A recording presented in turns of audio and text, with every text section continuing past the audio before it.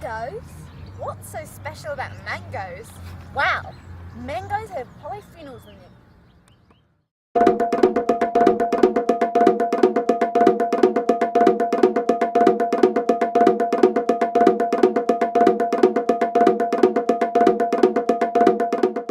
These are cells. These are polyphenols which are in mangoes. These are free radicals. The free radicals come along and damage the cells. This can stimulate the development of cancer.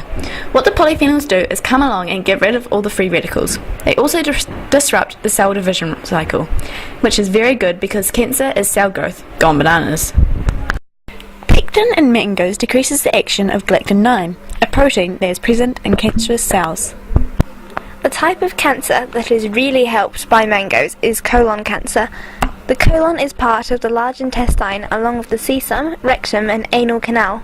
It gets a double dose of polyphenols because they go through the colon and also get to the colon via the bloodstream. They have lots of vitamin C, which is a potent antioxidant.